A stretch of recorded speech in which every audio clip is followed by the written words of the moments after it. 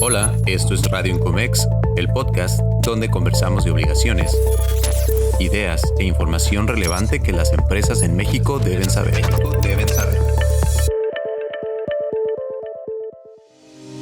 Hola, ¿qué tal? Mi nombre es Saúl Ramírez, director de Incomex y co-conductor de este espacio. Bienvenidas y bienvenidos a un episodio más de la cuarta temporada de Radio Incomex, edición Finanzas. En esta ocasión platicamos con Mario Maldonado, reconocido periodista especializado en temas económicos y de finanzas, columnista del diario nacional El Universal y director del medio de comunicación El CEO. Conversamos sobre los retos de fiscalización e ingresos para el gobierno federal en esta y la siguiente administración y cómo esto afectará sin duda a los contribuyentes, haciendo especial énfasis en el sector IMEX. También platicamos sobre la relación comercial de nuestro país con Estados Unidos y cómo esta podría transformarse ante el eventual segundo periodo como presidente de Estados Unidos de Donald Trump. Pero antes de iniciar y de ir con la entrevista, quiero recordarte que puedes seguirnos en redes sociales. Búscanos en Facebook, Instagram, LinkedIn y Twitter, hoy X, como Incomex Nacional. Ahí encontrarás contenido de gran relevancia para ti, así como invitaciones a actividades de capacitación que seguro te serán de utilidad. ¿Cómo estás? Primero que nada, para saludarnos. Hola Saúl, muy bien, muchas gracias y gusto siempre platicar con ustedes. Gracias, Mario, por el tiempo, por la oportunidad. Mario, traemos 3 temas principales para platicar contigo el día de hoy. Nos gustaría empezar con algo que ya has comunicado en diferentes espacios, sobre todo en participaciones con nosotros, y es el tema de los egresos del país, ¿no? Tenemos un presupuesto de egresos para este año de 9 billones de pesos, una cifra que tú, y por supuesto pues los datos o los antecedentes la ensalzan o la elevan como histórica. Y esto conlleva pues algunas responsabilidades para el gobierno, principalmente para la administración federal. Y me gustaría empezar por ahí, Mario. ¿Qué comentarios tienes para ir desarrollando ya los otros temas, ¿no? Sí, mira, la verdad es que sorprende el número de 9 billones de pesos de presupuesto federal para este año porque no lo habíamos visto nunca en la historia del país.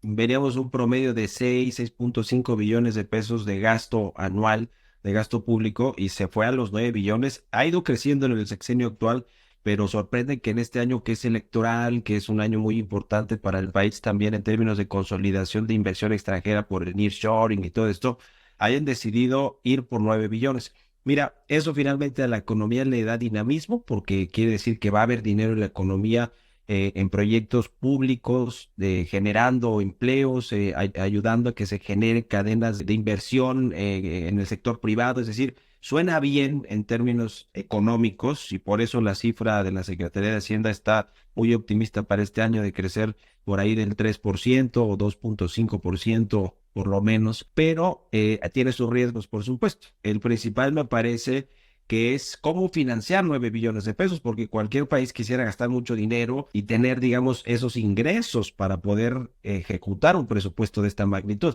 Pero México sabemos que es un país donde tiene todavía muchas oportunidades en términos de recaudación fiscal y un poquito más de la mitad de todo ese presupuesto viene de los impuestos, viene de la recaudación fiscal, que además también apuesta a ser histórica para este año.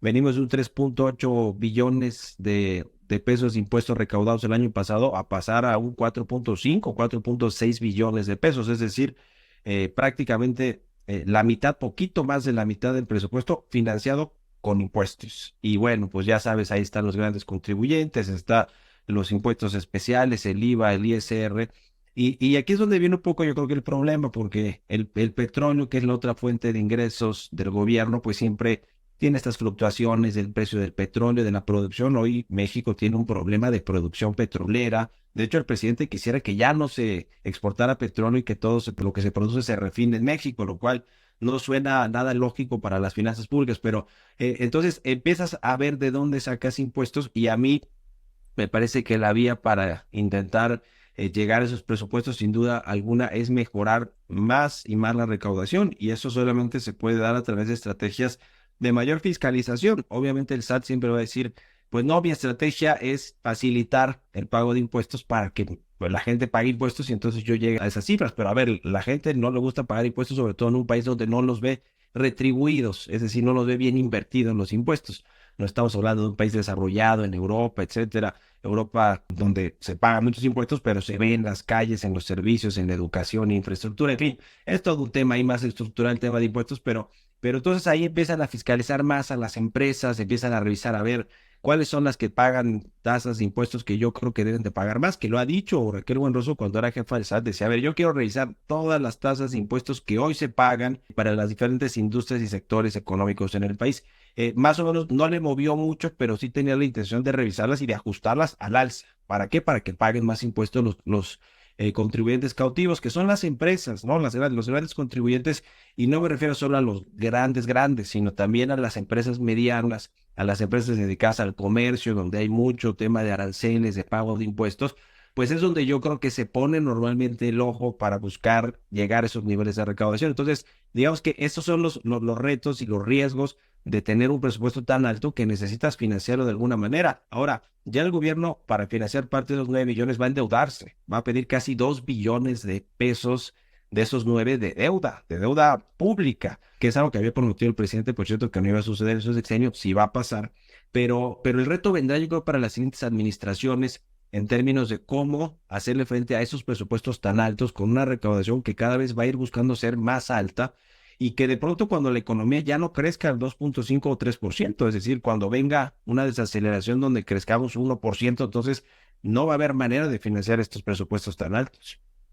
Mario, tocabas ahorita un tema central, ¿no? Un tema es la facilitación de la declaración de los impuestos propiamente, es decir, eh, la actividad de los propios contribuyentes por declarar sus obligaciones, y otro el tema del esfuerzo de fiscalización, que es ahí donde vemos está no solo el esfuerzo real, digo, ahorita abordaremos el tema de las nuevas estrategias recaudatorias del SAT, sino pues también está el tema de los contribuyentes a los que van focalizados, ¿no? Es decir, además del esfuerzo del uso de la tecnología, de la eficiencia en la recaudación, pues también está la focalización de los sectores que hablabas ahorita, ¿no?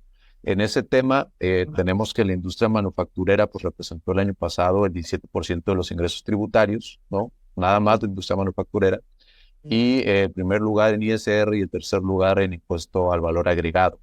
¿Eso es algo que has observado como que sigue siendo un blanco para la administración federal? Aquí hay dos visiones o dos caras de la moneda sobre ese tema. Uno, sin duda alguna, y regreso al ejemplo de Raquel Buenroslo cuando andaba queriendo revisar las tasas de impuestos que paga cada sector, sí se enfocó mucho en el tema de la industria automotriz, de la industria minera, de la manufactura en general, digamos, no necesariamente la minería, pero digamos, le puso ojo específico a algunas industrias que son las que traen más inversiones, sobre todo extranjeras, las que generan mucho capital de trabajo, las que tienen cadenas de valor, ¿no? Con el caso de la industria automotriz, con las autopartes, en fin, la energía, los microchips, todo esto, tecnología también involucrada en todo este sector. Entonces, sin duda alguna, este tema de que son empresas muy pujantes, ¿no? La industria automotriz, todo el sector industrial y manufacturero, vaya, es la punta de lanza del comercio exterior mexicano, digamos, de las exportaciones, que por cierto son uno de los ingresos también muy importantes en términos fiscales para el gobierno mexicano, pero para la economía en general, es decir, toda la manufactura que está en México, en las diferentes regiones, especializada en distintas cosas. Por supuesto, una que llama mucho la atención porque es la más grande y la que genera más inversiones y más divisas es la industria automotriz. Pues siempre, por ser tan grande, le ponen el ojo, ¿no? Digamos, está más fiscalizada. Yo creo que sí, que el gobierno pues va a buscar que las empresas que ya están instaladas en México, que están, para que qué tipo de impuestos, de tasas de impuestos están pagando, para revisarlas y para, más que ajustarlas, no creo que eso vaya a suceder ahora, quizá la miscelánea fiscal que presente para el próximo año, porque además le va a tocar a este gobierno, porque el presidente termina el último día de septiembre su gobierno. Ya para ese entonces ya la Secretaría de Hacienda tiene muy avanzado su presupuesto y su paquete económico del próximo año, la ley de ingresos que tiene que ver con los impuestos. Entonces, les tendrá que dejar el actual secretario más o menos adelantado al gobierno de transición cómo está viendo el tema de los ingresos y de la miscelánea fiscal.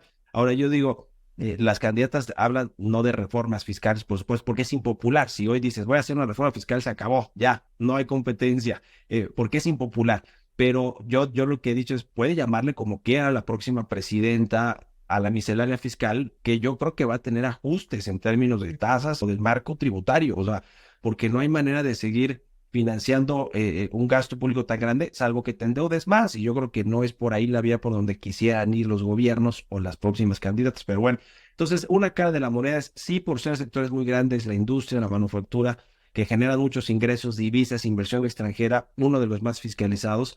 Pero por el otro lado, también hemos visto al SAT y a la Secretaría de Economía poner incentivos fiscales a las empresas que están instaladas en México, producto de todo este asunto del nearshoring, la relocalización de inversiones. Entonces, también le interesa mucho al gobierno mexicano, a Economía y al SAT, que bueno, están ahí muy metidos ahí. Raquel Buenrostro saltó del SAT a la Economía y dejó a su ex mano derecha, pues, ¿no? En el SAT, que era el de grandes contribuyentes, precisamente a Martínez Dagnino.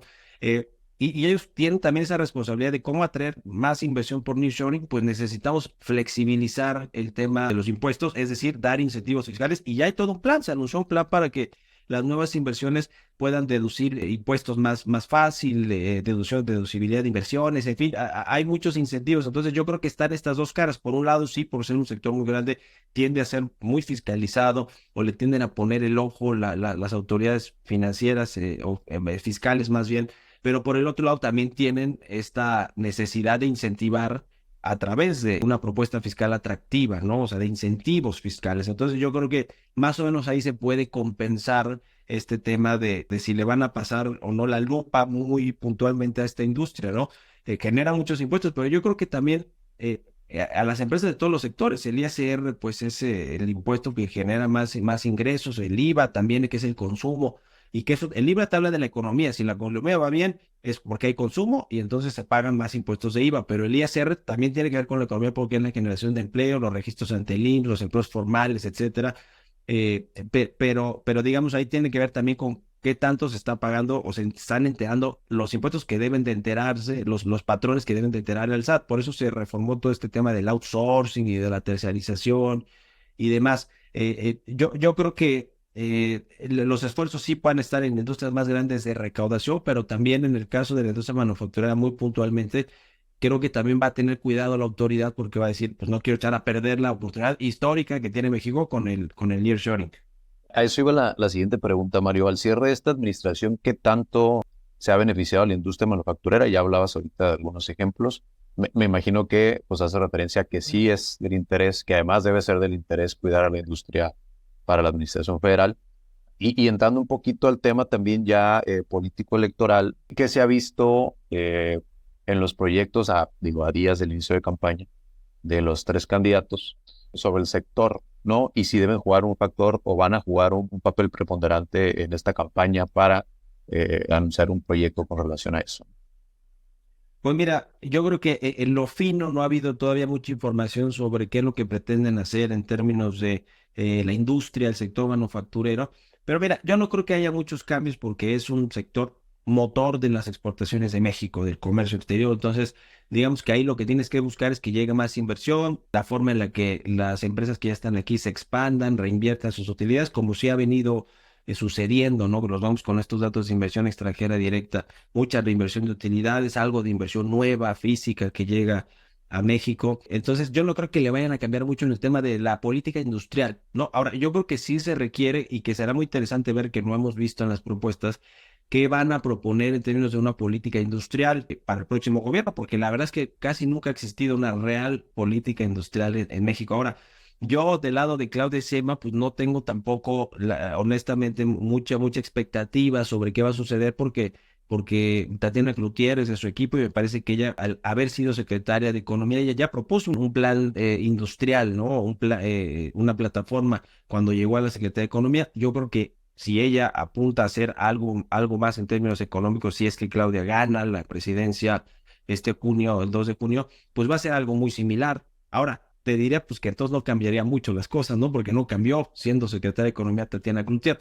Yo no sé si con Xóchitl Gálvez hay una propuesta un poco más integral, porque además está ahí Ildefonso Guajardo, está José Ángel Gurría, que ya fue secretario de Hacienda, que le entiende muy bien a los temas internacionales, de atracción de inversiones, de cómo diversificar los mercados para México, en fin, o sea, le entienden, y lo mismo y de Ildefonso Guajardo, que fue uno de los que arrastró el lápiz para firmar el TEMEC, todavía en tiempos de Peña Nieto. Entonces, yo creo que a lo mejor ahí sí podremos ver algo más progresista o más vanguardista en términos de, a ver, vamos a una política industrial de verdad, que le da a México una vocación más de modernización, de industrias, de más inversión, de más apertura con otros países.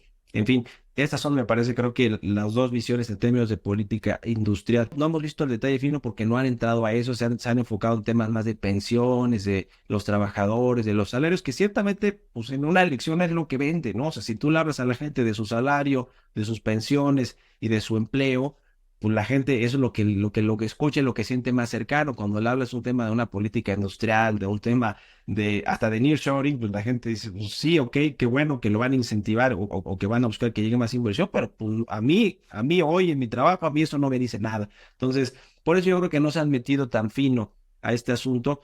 Sin embargo, sí creo que el tema de Estados Unidos va a generar, digamos, tiene que generar una reacción en México a partir de las propuestas de las candidatas, ¿no? A ver, queda claro que va a ser Joe Biden contra Donald Trump, quienes se van a enfrentar ahora de nueva cuenta en la elección de noviembre del próximo año. Y lo que hoy se percibe es que Donald Trump tiene más posibilidades de regresar a la Casa Blanca con todas estas políticas y esta estridencia verbal, discursiva, política de los migrantes, los mexicanos, los malos de la película,